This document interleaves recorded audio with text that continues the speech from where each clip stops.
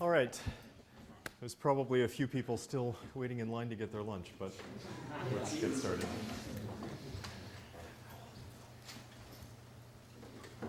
So I want to begin by reminding you that on the schedule there's a lab session tonight, and Brent is going to be leading that. So I'm going to be leading a lab session tonight. It's going to be 7 o'clock in this room. I'm not going to be presenting any new material, but basically I've selected some sort of suggested exercises from the Software Foundations text. And it's just an opportunity. You can come here and hack on the exercises and get help from me, and there will be a few other people also that can help each other, and so it'll be fun.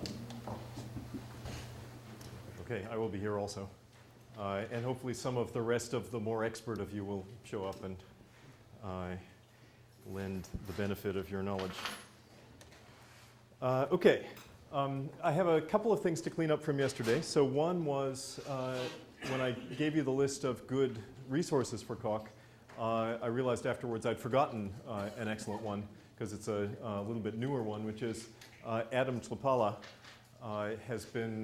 is known in the Coq community as one of the most heroic hackers of totally amazing Coq scripts, and he's actually written a book about all of this, so you can do it too. And this book is called Certified Programming with Dependent Types. It is going to be a dead tree book after a little while, but for the moment it's available, the full text and PDFs and .v files and everything available on the web from his webpage. So it is, you probably want to go through something simpler first, like the Software Foundation stuff, before diving into it, because it's a little on the compressed side, but there is a lot of amazing information in it. Okay, then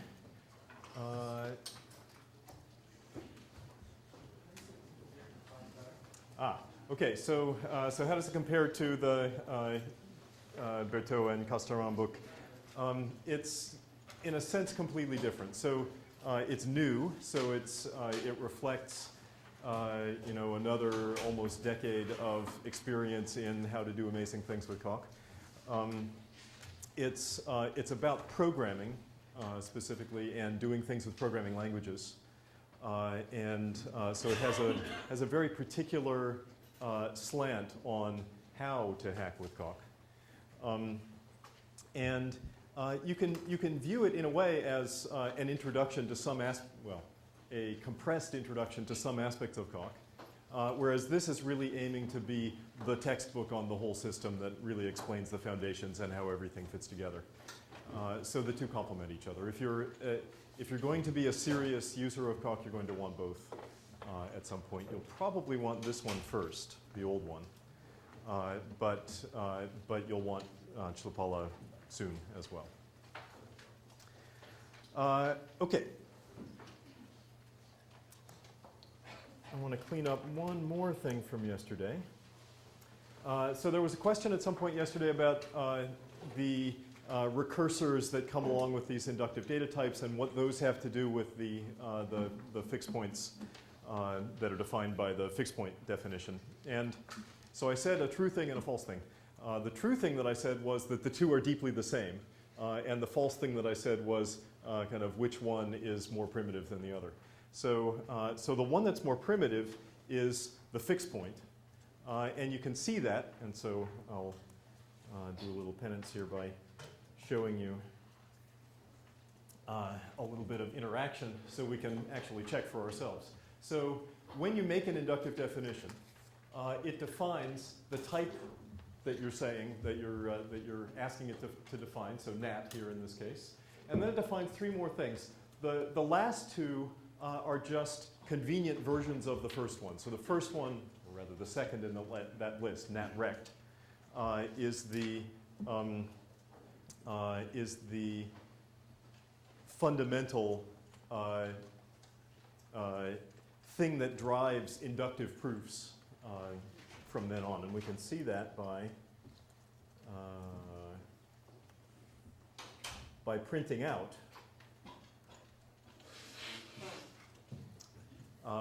what natrect is. And in general, print is a command that you can use with anything that you're curious about. Often, what it will print is even more horrible and inscrutable than this. So I've just reformatted it slightly upstairs, so it's a bit easier to read. It's not necessary to understand all of this. We'll come back to some of the details, but the thing to recognize is that it's basically a fixed point, so you can see the fix in there, plus some pattern matching. So this is previewing the point that we'll get to in more detail maybe next time or the lecture after, which is that in Coq, deeply everything is the same. In particular, deeply proving things about inductive data types, including inductive proofs, is deeply just programming. So doing an inductive proof is just using the built-in kind of low-level, most primitive recursion mechanism, which is called fix. So I was going to ask the first Yes. question, but regarding this, so in principle, we could construct a proof for induction which uses fix in some way, Mhm. does not come from there. Yes, and that's useful. So to repeat Is that allowed? the comment. I'm sorry. Is it? allowed? It's allowed. It's not only allowed. It's useful.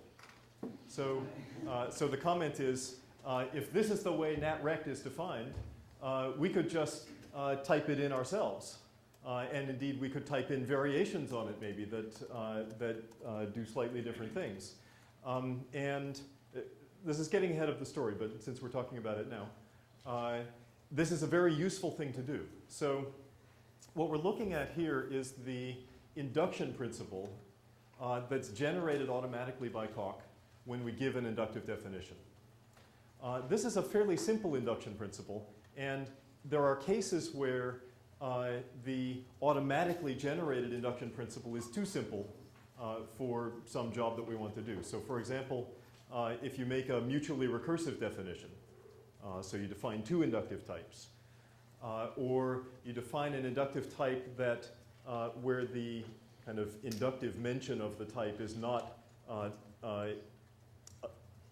directly an argument to a constructor, as with nat, but is buried inside of maybe a list of blah, blah, blah.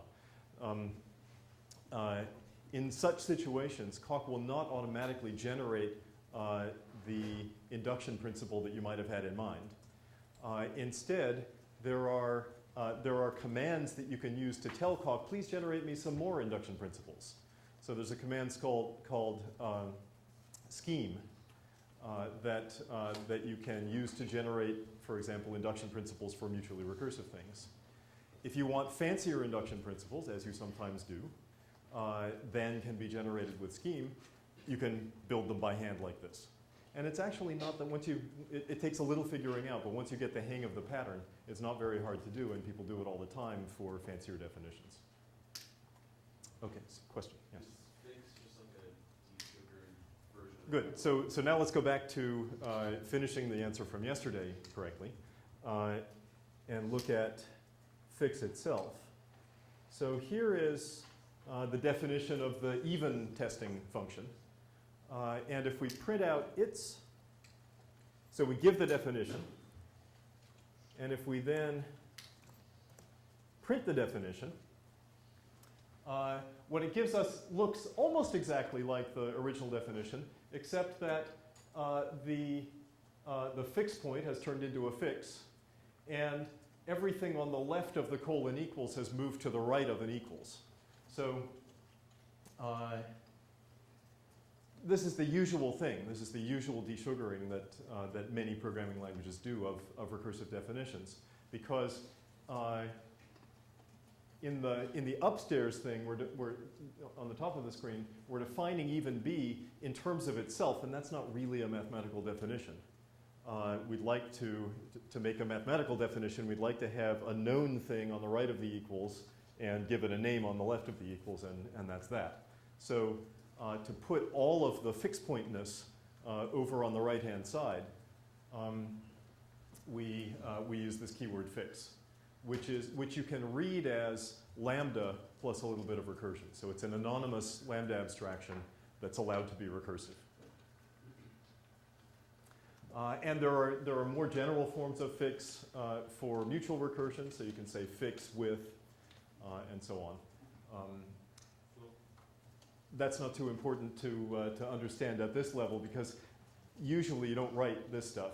You write what's upstairs, and it's desugared into this. Okay, but the point is, and what was incorrect about my answer yesterday, is that this desugaring is very straightforward, whereas the generation of the NatRect induction principle also uses a fix, but it's much less direct. This is the more complicated use of fix. Yes. So is it just a coincidence that in the version with the fix, we have even b equals fix even b, so it's the same identifier? I mean, is it we could alpha rename it, right? So do you mean this version or the No, here? The part is just Okay. New response window. Okay. the response window. Yeah. So it still looks recursive because the even b Yes. right. So the one on the right of the equal we can freely rename, Okay, yeah. and nothing will change. But we have to change the call in the third case. But we have to change the call in the third case. So we have to consistently rename this one and the one on the second line. It's just it's a happy coincidence that they happen to be the same on the left and the right. Other questions? Okay, any other questions about anything that we talked about last time before we go on? All right. Probably you'll remember some as soon as we start talking, and then please ask them when you think of them.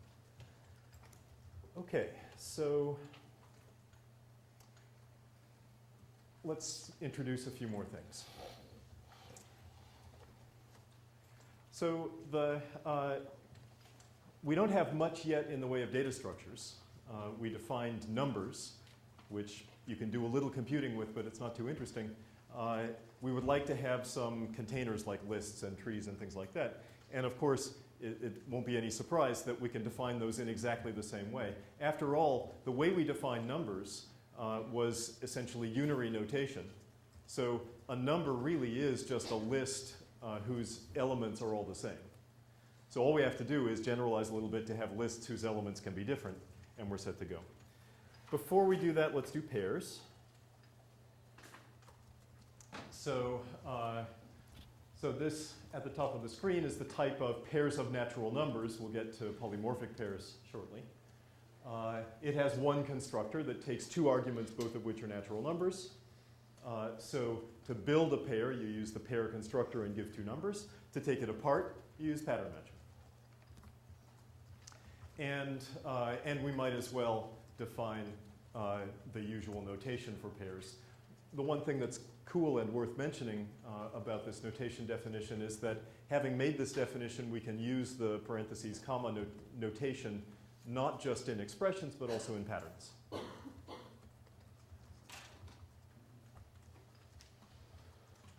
Okay. All right, so now lists. Our lists are going to look just like our numbers, except that the second constructor, instead of just taking a list, is going to take a number and a list. And again, we're going to do the polymorphic extension in a minute. For the moment, these are just lists of numbers. We can have some notation, so a cons. Cox's notation mechanism does have a few nice things in it. Here's a nice example. It has n-ary notations.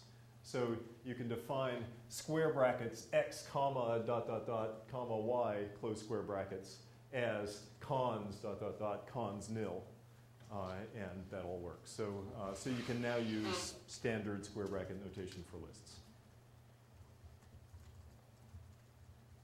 Okay, and then you're all functional programmers, so I'm not going to bother you with showing how to define repeat and length and append and things like that, but you can do all the standard functional programming stuff. Okay, what's a little bit more fun is reasoning about lists. And again, there's kind of an analogy with numbers. So some properties of lists are so simple that, that you can see them just by simplification. They're really just a matter of unrolling the definitions and seeing what it means.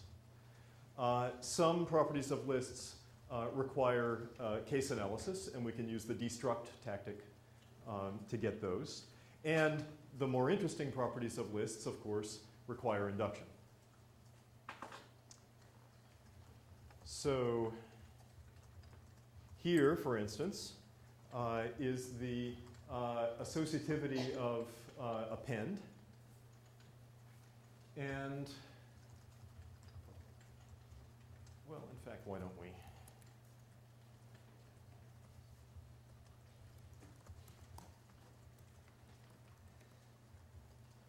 Just look at how it goes.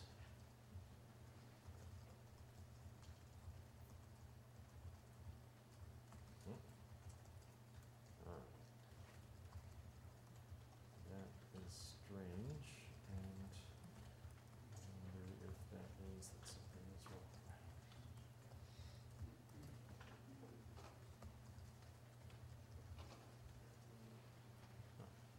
Did I somehow mangle this file? Okay, let's not do that together. Let's just look at it on the screen. This is basically the same form as the ones that we've been looking at for numbers. So it's an inductive proof about an equality proposition, and the induction hypothesis is therefore an equality proposition. And so in the inductive case, we have to use the induction hypothesis by rewriting to get us to the end. Okay. Now,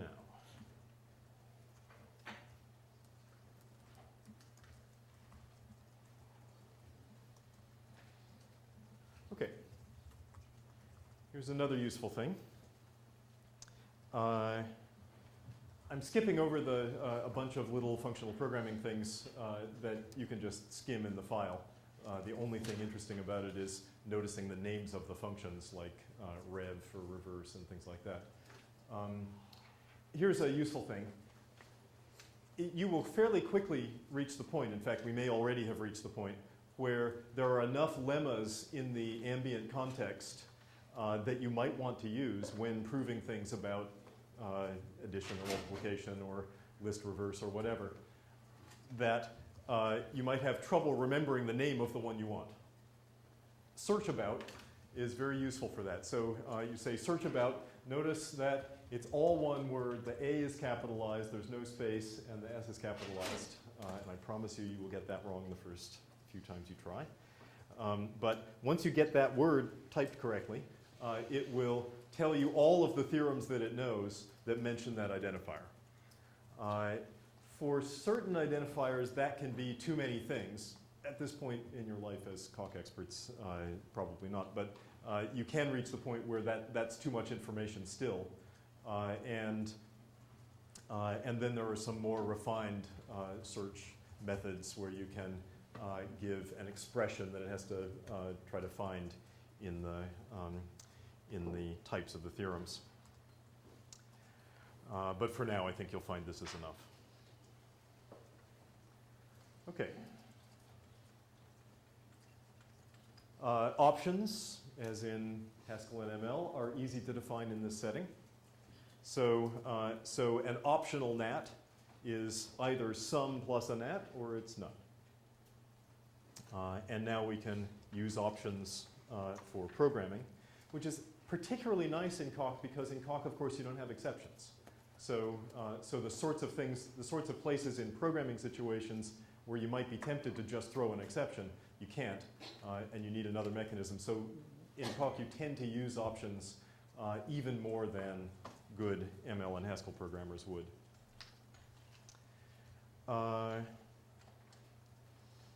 One nice little bit of syntax that's illustrated in this index prime function is the if then else. So Coq provides if then else syntax. So wait a minute, but we defined our booleans from scratch. So how can if then else work? By a trick. So the trick is if then else doesn't only work with booleans, it works with any two constructor type. And what it means is it chooses the first branch if the thing comes from the first constructor, and the second if it comes from the second one. So if you define your booleans the wrong way around, nothing works. So if you had a two constructor type where one of the constructors had inputs, then you'll continue to have variables to refer to inside if then else? No, then you don't use if then else. I mean, you can still use if then else, but you lose the extra information. You're just discriminating on the tag. So with that definition, 0 or O is true? Yes. So with this definition, O is true. If you want to use if to discriminate on numbers. Of course, it would probably be bad style to write your programs that way, because they would confuse readers, but if you want to, you can. What happens in practice is that in the libraries you'll find several different variants of things that are like Booleans. And so you can use if on all of them. Okay. Here's the next useful thing. So this is now kind of a big step forward in our life as Coq users. It's the tactic called apply. So far, the only use we've been able to make of previously proved facts is when those facts have been equality facts, and we use them to rewrite. Of course, not every interesting thing in the world is an equality statement, and it's nice to be able to apply other theorems and prove other theorems. So apply is for that. Question? Please. So what happens if the rewrite in the media is a quantified thing, and you don't give the additional arguments which should be quantified? There are more ways of matching. Okay, so the question is, suppose that the theorem that we're rewriting is not a concrete equality, it's a quantified equality. It's for all n, n plus 1 equals successor of n. Then, and what was the rest of the question? Like if the rewrite tactic, how does it choose when there are more options for rewriting? Like for more options to listen to especially. What if there are variables on one side of the equation that are not on the other? Why is this quantified? How do you choose what value to potentially? Right. So when there are quantifiers at the front of the thing that you're rewriting by, how do you choose the values? By unification. Yes, but what if there are more possibilities? And you say that the unification fails, or you try to do the first one? Yeah. The first one? I think it tries first match and then rewrites all instances of that first match. Okay, but so But my correct question me if was, I'm what wrong. if there are more matches? So more matches you get some of them. So you like some the first one is fine. Okay. No, wait. Basically, there are many variants, and you can change the behavior of rewrite tactic. Say it again. There are many variants. You can change Yeah. the behavior of rewrite tactic. So it depends. So, but are there many variants of the way that the thing that you're rewriting is unified against the quantifiers at the beginning of the equality? I think so. You can write at 1, at 2, at 3, and then sort of, if you don't want, let's say that the rewrite can find 5 ways to do the rewrite. And you I see. rewrite the Okay, first good. one, I understand the and question. then So let's see if I understood the question. So we have some complicated expression. We have a rewrite. We're rewriting by an equality that, depending how you instantiate the variables in it, might match in different places in the expression. Good. And now what does it do? So you can control that. So you can say rewrite at and that will try to find the, well, it will number, so it will find all of the places in the expression that the whichever side of the equality you're rewriting from can match. And then by default, it will just rewrite the first one. And you can ask it to rewrite instead the second, third, fourth.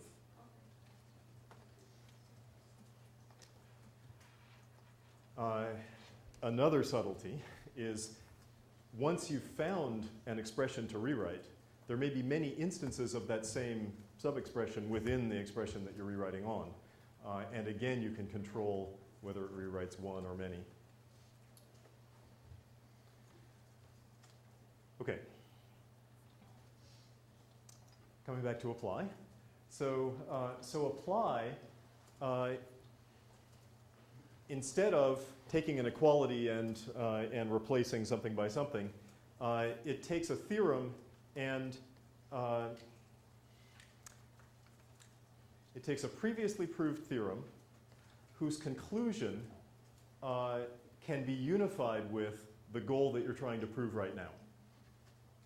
Okay, what I mean by can be unified with is it's more general than. So the goal that you're trying to prove right now is an instance of some more general thing that you proved before. So what it does is it takes the current goal, it takes the conclusion of the theorem. So remember, a theorem usually has some quantifiers at the front and then it has some implications. So it takes the thing after the rightmost implication, that's the conclusion of the theorem, matches it against the current goal by unification.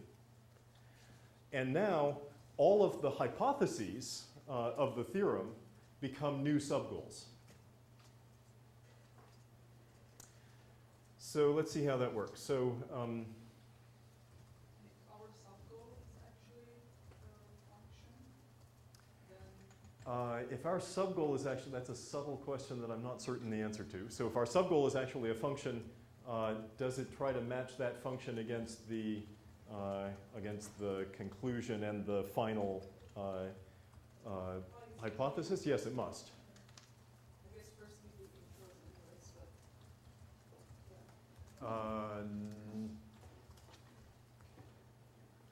No, apply doesn't do intros silently. It takes literally the conclusion and tries to match it against the conclusion of the theorem. But if the theorem is a hypothetical and the statement that we're proving is a hypothetical, they'll still match.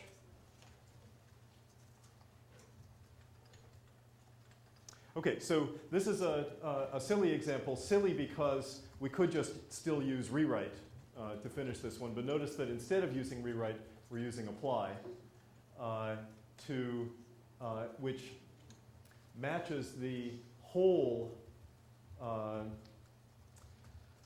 really wish this file were working at this point. Let me try one more thing.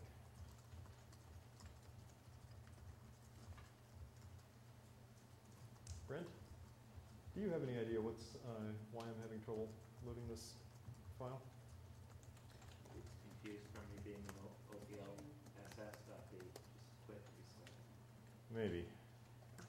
So I'm going to try killing off the cock process in the background and see if it works better this time. Ah, good. Okay. Yes, it was just confused. So a useful piece of pragmatic advice, the interaction between the IDE and the cock process in the background is not perfect.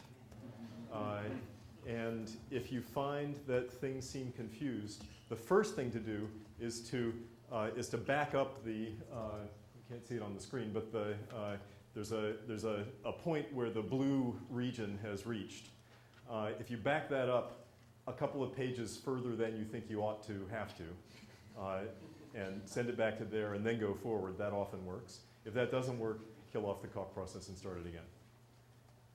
That's very easy. I don't know in cock IDE, I don't use it very much, but in proof general, it's just a few keystrokes, plus the time that it takes to reload everything. All right, so then we can look at that. What was it called? Silly one. Okay.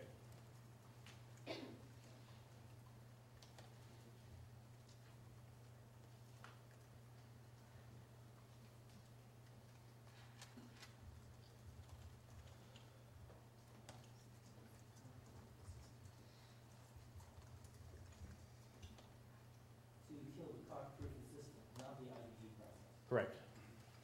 Yeah, you just kill the you kill the background process that's running Coq, not the IDE.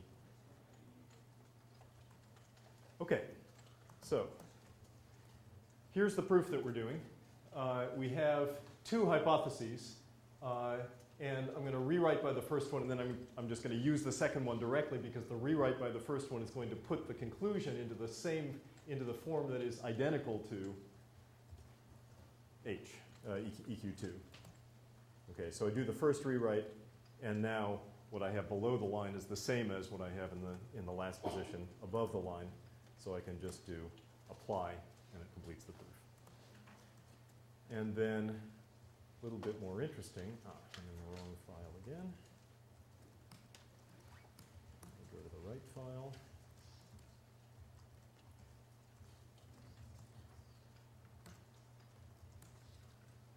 Go back here for showing it.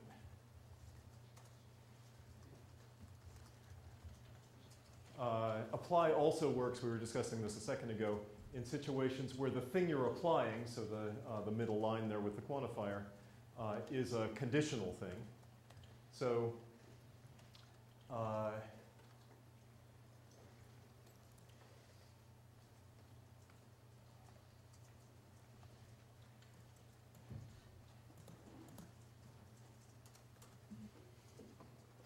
so here, notice that we can just directly apply EQ2.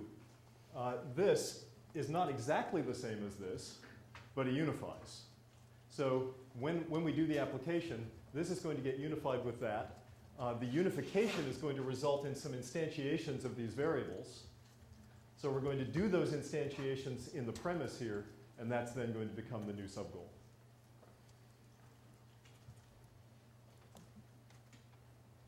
Okay, so now we have to prove that n is equal to m, and fortunately, that's an assumption that we have, so one more apply finishes the proof.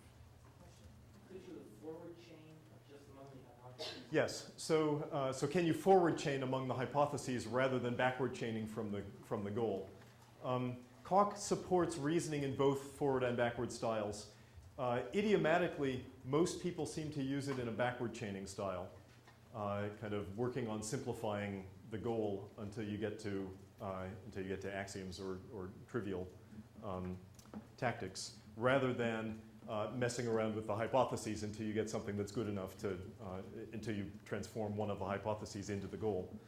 But you can perfectly well reason in a forward style, and sometimes people do that as well. So the incantation that you need is almost all of the tactics have a variant where instead of T, it's T in, and then you name a hypothesis. So there's, for example, apply, and there's apply in, which applies one hypothesis to another.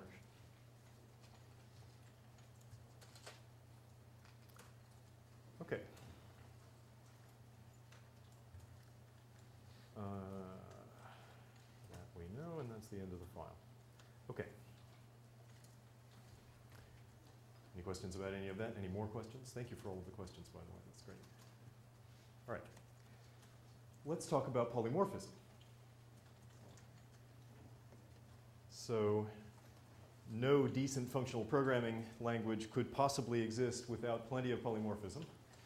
Coq has even more polymorphism than almost every other language. So here are some simple instances. So here are polymorphic lists.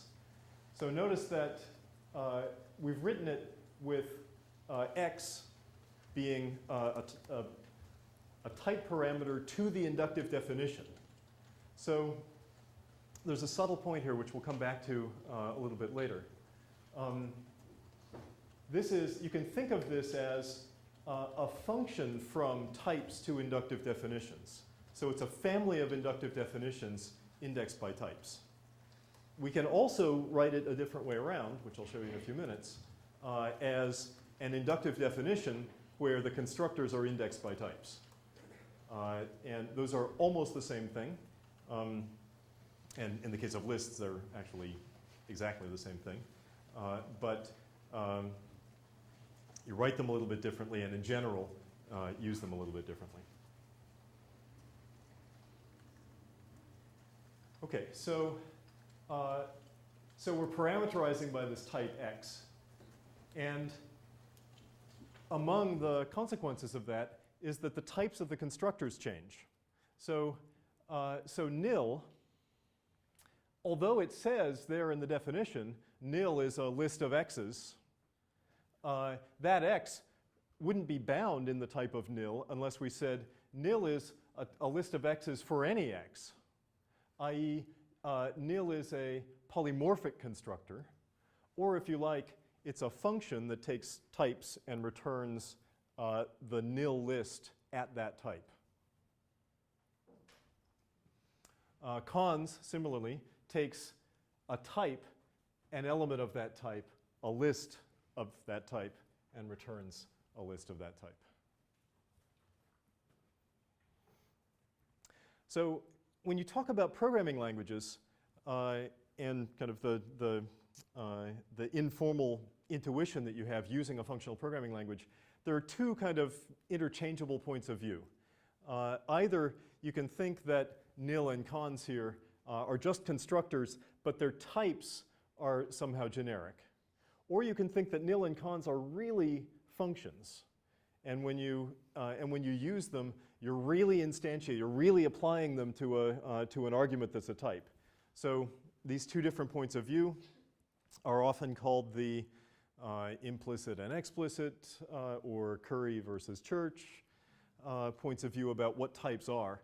In one point of view, in the Curry implicit point of view, the polymorphism is really just kind of it's part of the description of what the thing does, but it isn't part of the actual computational behavior of, so for example, the polymorphic identity function just takes one argument.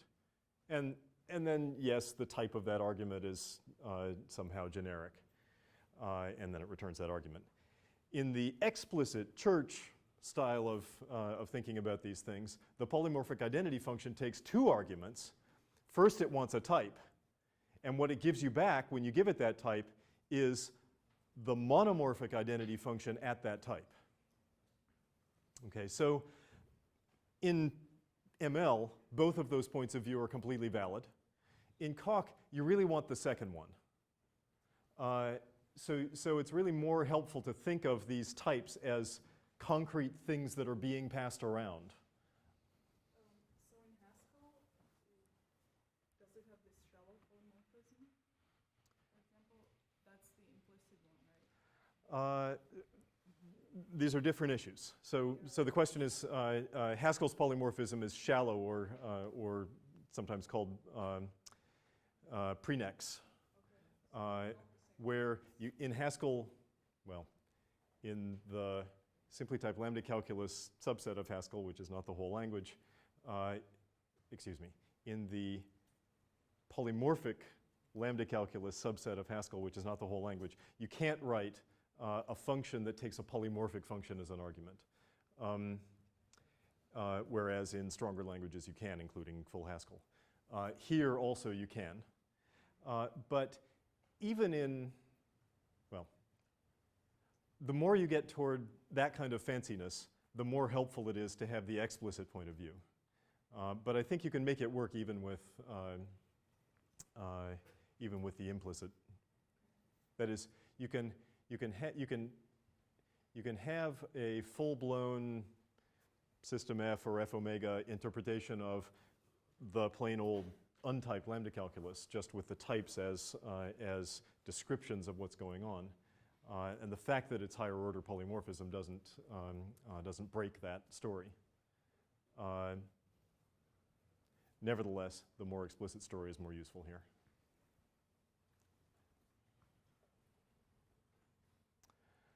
Okay.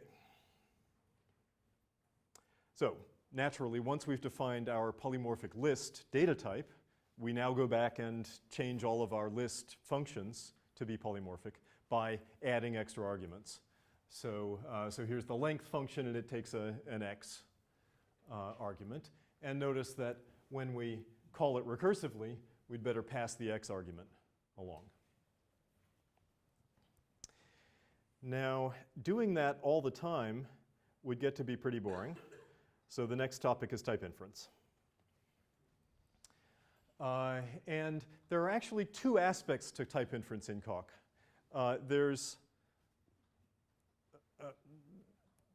which are usually called type inference and argument synthesis, or it's two slightly different things going on. So what I'm calling type inference here is inferring the types of arguments to a function. So for example, here's a new version of append where we don't bother writing the types of L1 and L2, or X for that matter. So notice that we do still write X. So we say this thing takes 3 parameters. The first one is a type. Sorry, we say this thing takes 3 parameters. Coq works out for itself that the first one is a type. And how does it know that? Well, because it's used as the first argument to cons. And then L1, it works out, must be a list of X's. How does it work that out? Well, by some series of unifications, the same way it would in ML or Haskell. So the fact that it's the first argument to cons is what makes X a type, not the fact that you see list X in the signature? That too. Yeah, and by the way, we could have left off the list X, and it would also infer that. Okay. But notice that we still have to write the X in the argument to cons and the X in the argument to app. It probably should. But it wouldn't change that point. So that would get boring pretty quickly. So Coq provides like every functional language, provides a facility for automatically inferring type arguments also. So instead of writing an actual type in the slot where the argument is expected, you can write an underscore. Notice that we've seen underscores before in patterns. Here I'm using an underscore in an expression to mean an unknown value, an unknown thing. And Coq will again use its powers of unification to try to work out what that is. Notice that this isn't just called type synthesis, it's actually called argument synthesis for a reason, because Coq is perfectly willing to try to work out, by unification, value arguments as well. So you can use this underscore stuff everywhere, and Coq will do its best to fill in both types and value parameters. It's better at filling in types, but there are situations where just some simple unification is enough to fill in values as well, and you can use it there. Having done that, now we can go one step further. So there's a command called implicit arguments, which says to Coq, every time I use cons, its first argument is going to be a type that I want you to fill in. So implicit arguments cons with one variable afterwards tells it, whenever you see cons, please fill in an underscore after it. Please. So that implies that is there a possible case where Coq will be unable to figure out the implicit type argument? Yes. And if so, can we specify it although? Yes. Excellent question. Thank you very much. So this might not always be what you want. So in particular, nil. If you use nil in some context where you're consing something onto it, then yes, Coq will be able to use unification to figure out what type argument should be supplied. But if you use nil all by itself someplace, for example, you're defining a synonym for nil for some reason, then Coq doesn't know exactly which type you mean, and the argument synthesis will fail. Since we've made the argument synthesis automatic, that would be a problem if there weren't a way to turn it off, which there is. So to turn off argument synthesis, you put an at before the nil or cons or whatever.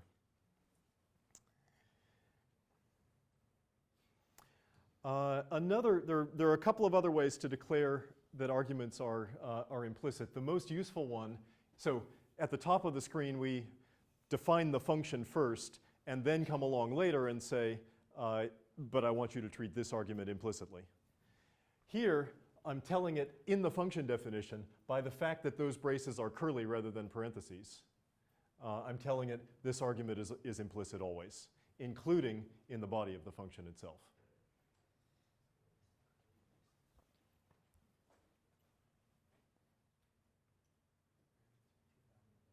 Okay, here's actually the example with at.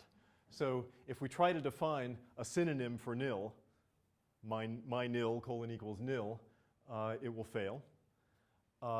We can fix it in two ways. One is we can give the unification a little bit more to work with by explicitly declaring what type this is. So we can say my nil is a list of nats, and now the nat flows through the unifier and gets to the right point and instantiates that implicit type argument. Or we can say at nil, which removes the underscore, and then explicitly fill in the parameter that we want.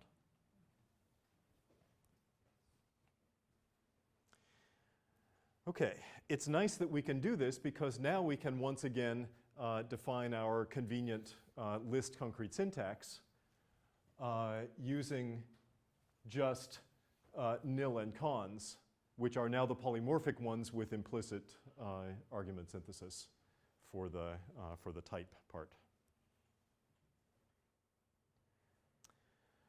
Okay, we can do the same thing with pairs, no surprise.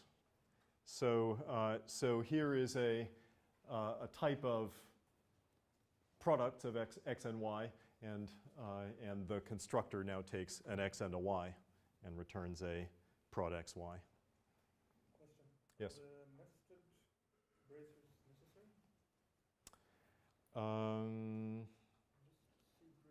Good question. Does somebody know what happens if we leave off the inner braces around x and y? Try it and see.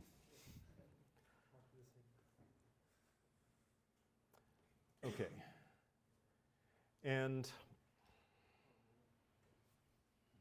So, yeah, if you don't put the brackets in the bracket, then they're not always turn into false. uh-huh. Some cases it will, but if you do a partial application, for example, of nil, it will be as if you did at nil. But yeah, I think this is probably the same. Sounds like the double braces are the safe one.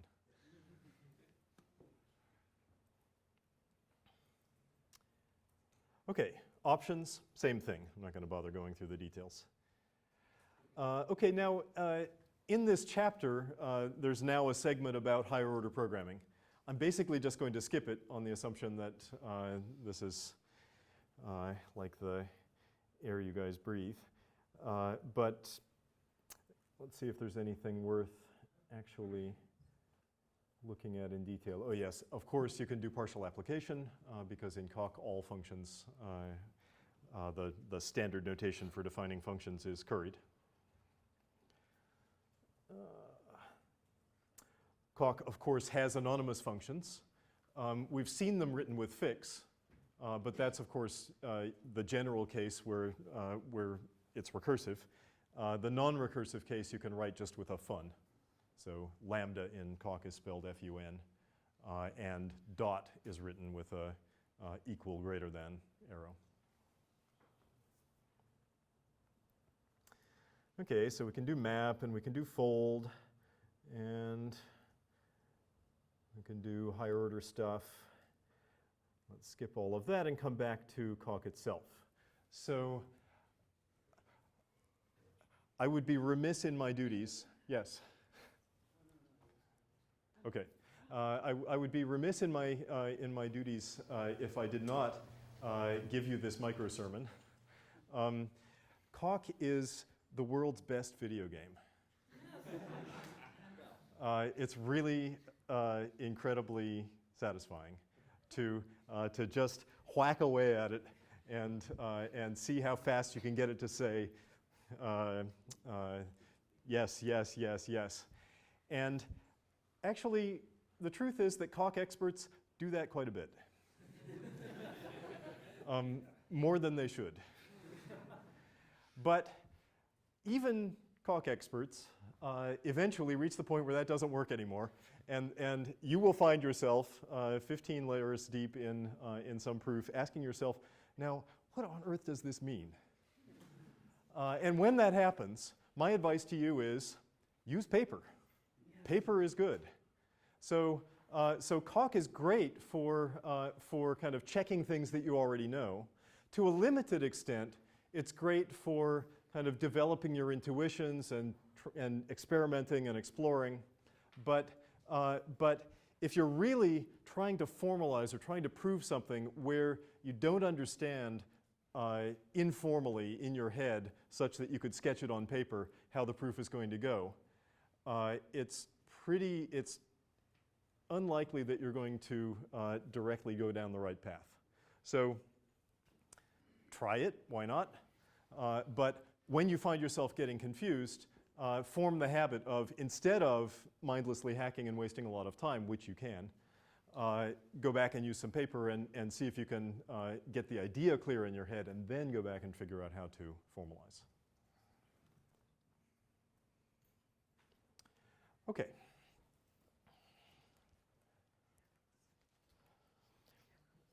Can I ask a question? Yes, please. Can rewrite break the type of your goal? Nothing can break the type of anything. Right, so everything here is being done in a very strongly typed context. Unless you've gotten some axioms into the system that shouldn't be there.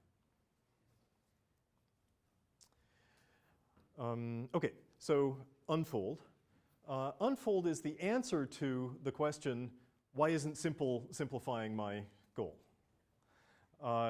So simple, as discussed yesterday, is actually playing a rather complicated balancing act of trying to expand and reduce things in a way that makes sense to people using it most of the time, that doesn't go too far and produce huge monstrosities that you can't read, and yet that's doing useful work a lot of the time.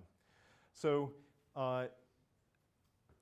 when you find that simple isn't simplifying the way that you expect, the first thing to think about is, in order for simple to do its work, do I need to expand some definitions?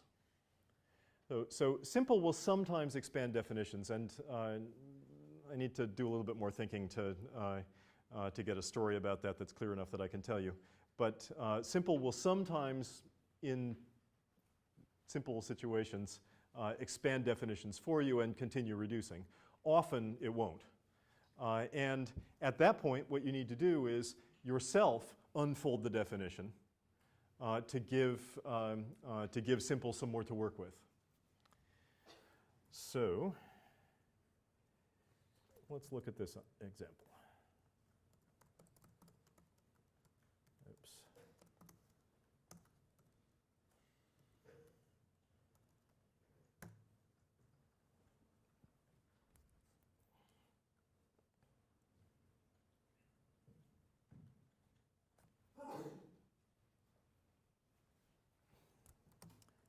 Okay, so if we're trying to show this silly little fact,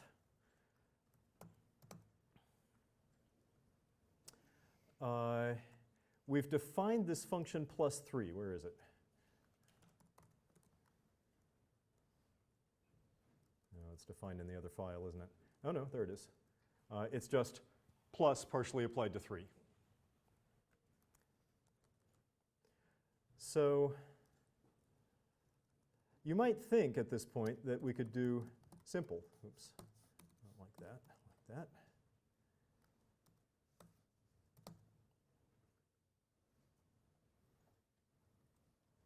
Hang on.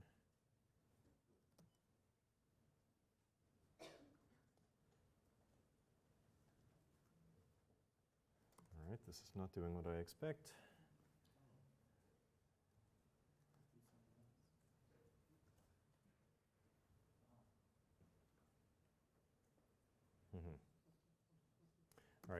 I'm going to have to think about why that happened. I'll do that offline. But the thing that I can show you is if we just do unfold,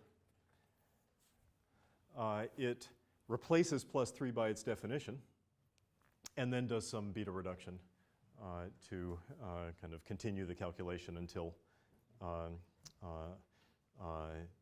basically until it does replaces it by its right-hand side and then does some simple style simplification. Please. So, but what if, for example, the hypothesis wasn't 3 plus n, but something which is definitionally equal to 3 plus n, but bigger than that, something which expands to 3 plus n?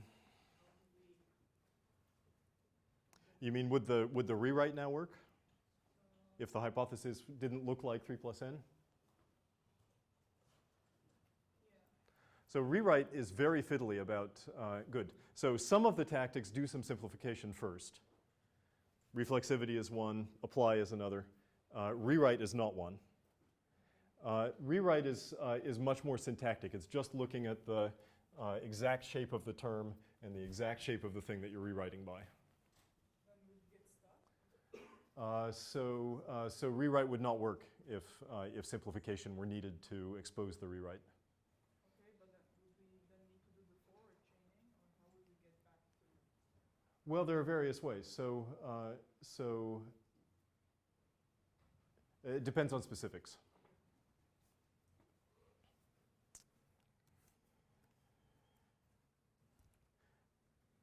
Okay, so in general, what unfold does is replaces a defined term by its right-hand side and then does some simplification afterwards. Next tactic is called inversion. Inversion is, you can think of as a fancy form of destruct. So destruct was doing case analysis, but destruct is a kind of low-level thing. Inversion is a rather higher level thing that does quite a bit of work for you. And basically what inversion does is it encodes the facts that the constructors in inductive definitions are injective and disjoint.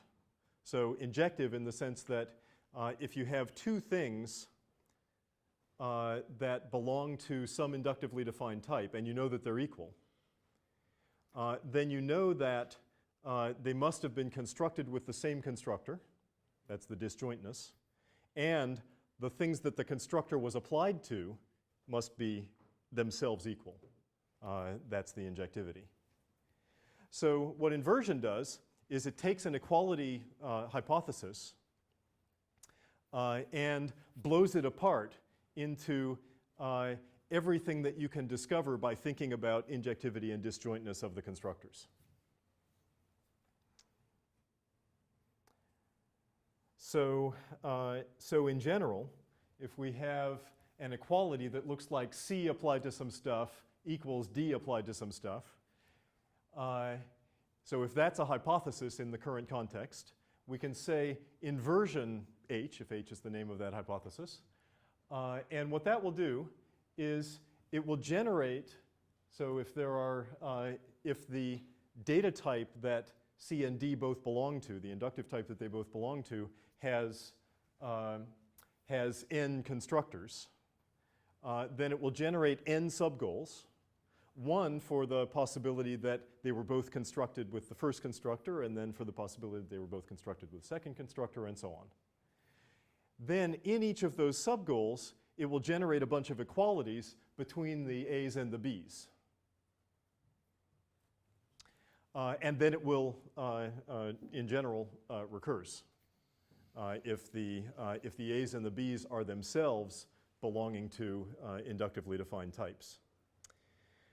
So one thing that's really useful about this is that in general, if C and D are different constructors, then this equality can't be the case.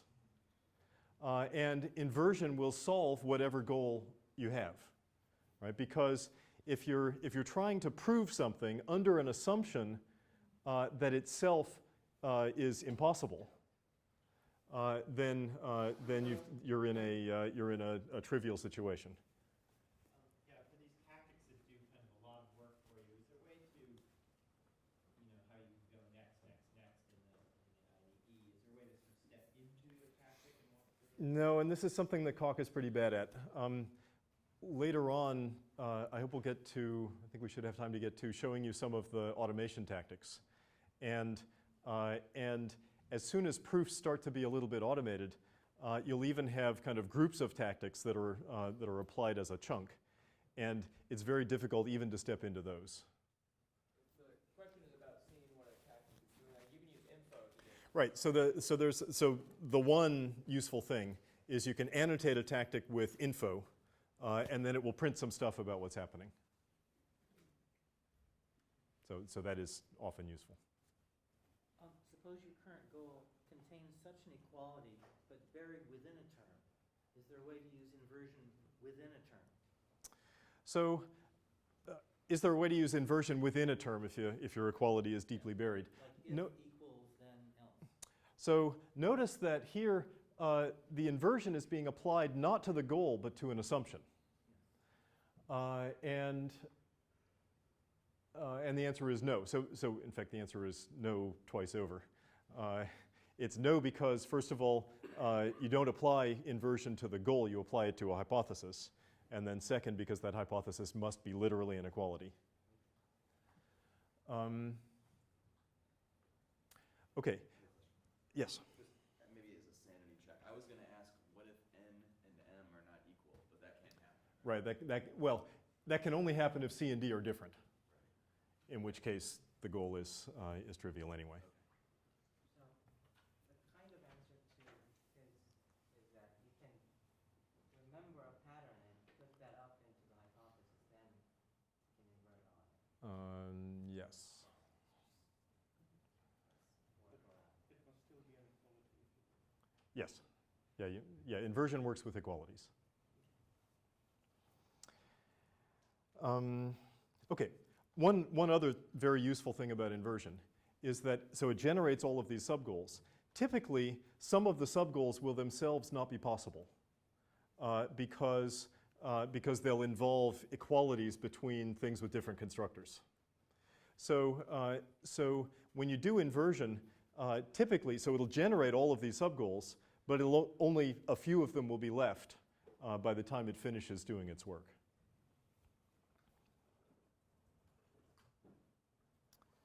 Is there a general purpose way to just declare absurdity or something? If you have a hypothesis true equals false, is there a different tactic for that? So dealing with falsity in Coq proofs takes a little getting used to, and in fact there are many. The built-in tactics provide many ways of dealing with contradictions in the hypotheses. In a couple of chapters, we'll look at some basic ones, and then there are more in the manual. Okay.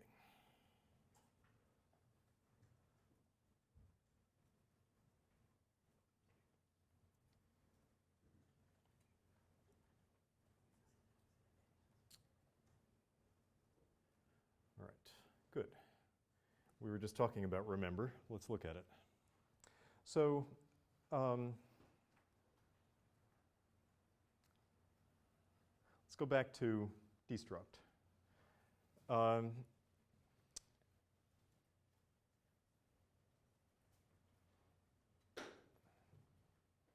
sorry, I said something false a second ago that's going to bite me in a lecture or so I want to clean it up now. So far, inversion is only useful with equality hypotheses. Equality is a defined thing in Coq. And so, in fact, we're going to discover in a lecture or two that you can use inversion with in other situations than just equality hypotheses. Okay, but for the moment, it's for equalities. Okay. We saw this destruct thing, which can be used to do case analysis on the way we used it before, the value of a variable. But actually, we can use destruct not only on the value of variables, but on anything and any expression. To illustrate why that's useful, here is a rather silly definition. So this is a function that takes a number. If that number is 3, it returns false. If it's 5, it returns false. Otherwise, it returns true. Other way around. Sorry. Otherwise, it returns false. Good. OK. Thank you. And now we want to show that this function always returns false. So how can we do that? We're going to need to do some case analysis. So if we just try to simplify, nothing will happen. So if I do simple at this point, nothing changes.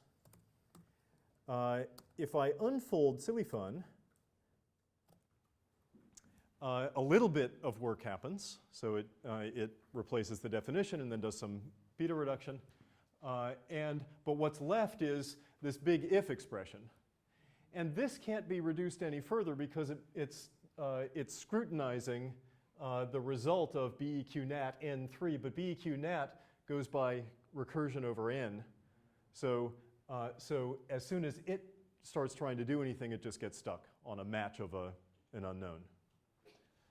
So we need to do, in order to make progress analyzing this, we need to do a destruct. But not a destruct on, well, I suppose we could do a destruct on n. But that would take some work because that would give us the case where n is 0 and the case where n is 1. And then we'd have to do another destruct to distinguish the case where n is 1 and the case n is 2. Simpler is just to distinguish whether this returns true or false. That's the case split that we really want to make. So the way we do it is we say destruct BEQ nat n3. So we're destructing on the result of this expression. And that gives us 2 subgoals. And then we continue like that. So the first subgoal is solved by reflexivity. And now we've got another if, and we can do another destruct to get through the proof. OK, but often that's not enough. Please. So you said a minute ago that destruct can be used on any expression. Shouldn't it be used on any expression of inductive type? Any expression of inductive type. Okay, and what about match? Is that the same thing? Or can we match function types? No, you can't match function type. So match also just works with inductively defined things. Okay, what if we have like a sigma type or something, which is not? Or like, I guess everything. A sigma type would be inductively defined. Okay, so basically there's nothing except pi, which is not inductive. That's right. Yeah, so when you boil Coq down to bedrock, what you find is pi's and inductive things. What about universes, type itself? And universes. But not too many of those. Only infinitely many. OK.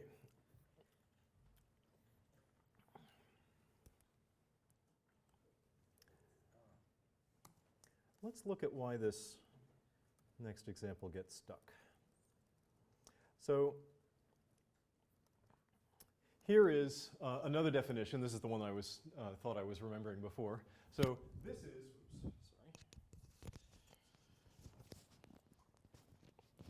this is a similar silly definition that returns true for 3 and 5 and false for everything else.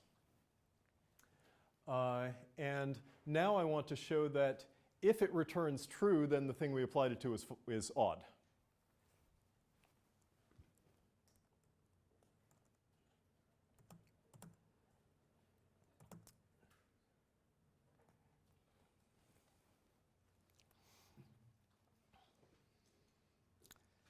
So if I do the destruct, I'm going to get stuck.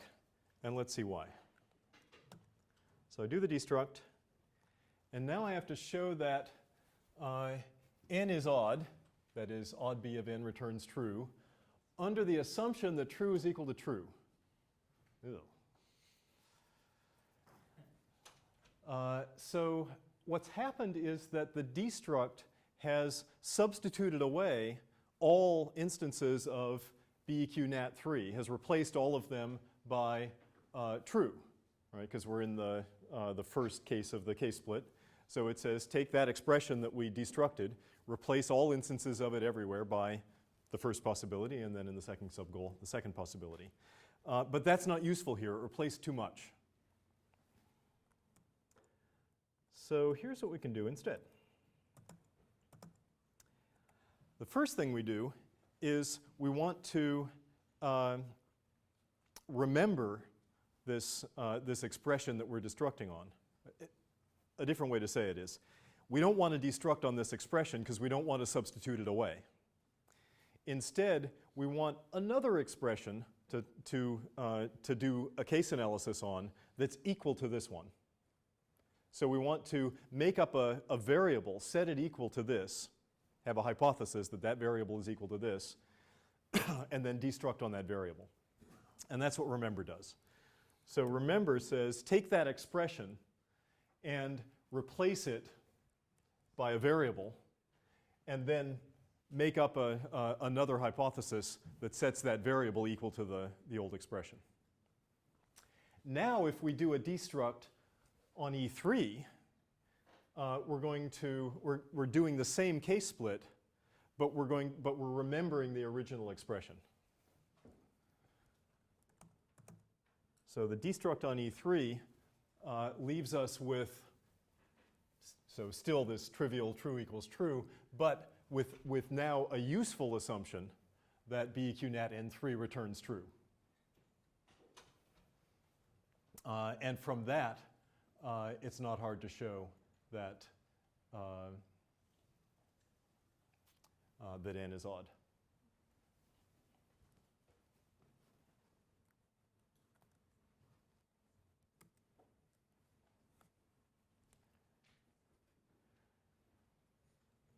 Okay, so remember is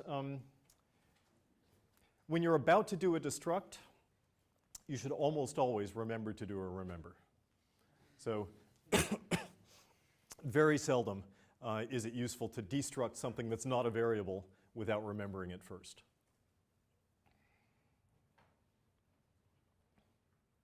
Well, why doesn't destruct automatically remember the hypothesis for you? Is there a drawback to always remembering, keeping a copy of the... So destruct is a fairly low-level thing. There may be a version of destruct that does the remember, or indeed it would be easy to make up your own.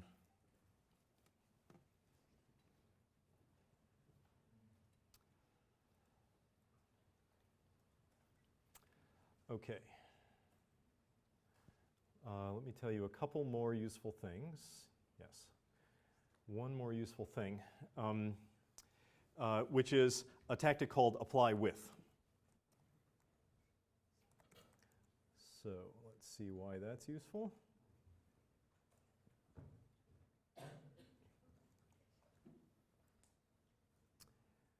The general situation is we're using apply. Remember, apply takes the goal, unifies it with the conclusion of some theorem that you have either in the global context or in the local context, and then generates subgoals for all of the hypotheses of that theorem. It can happen that in the hypotheses of the theorem, there are variables that don't appear in the conclusion. In that case, unifying the current goal with the conclusion of the theorem will not instantiate those variables, and Coq won't know what values to use when it's generating the subgoals. There are two ways to fix that. The simple kind of concrete way is to use the apply with variant of the apply tactic, where basically what comes after the with is the instantiations of the metavariables that Coq can't figure out. So in practice, don't worry about trying to add the with stuff at the beginning. Just use apply. If it doesn't work, Coq will tell you, I couldn't find values for these variables in the theorem you're trying to apply, and then you add the width. Or, and we'll come back to this later, there's a variant of apply called eApply that just leaves the unification variable lying around in the new subgoals that are generated and hopes that later on it gets instantiated. Okay, so we'll talk about that later. That's a little bit harder to control. This one is easy and kind of manual. You have to figure out what the value of the missing thing is and fill it in. Okay, so a quick bit of review. Let's go back to the pretty version. So we've seen quite a few tactics now. Not a huge number, but a dozen or so. You can get an amazing amount of work done with just these tactics. So we'll introduce a few more as we're going along, but really just a few. This is almost a complete set for doing simple things in proving simple things about functional programs in Coq. So we have intros, reflexivity, apply with the in and with variants. Simple also has an in variant. Rewrite, rewrite in, unfold, destruct, inversion, remember, assert, and this one I haven't told you about that should really be universally quantified in the induction hypothesis. Generalized dependent moves them back into from the hypotheses into the goal, so that when you do induction, the induction hypothesis has a quantifier in it. Okay, I think that's a good stopping point. So we'll see you tonight.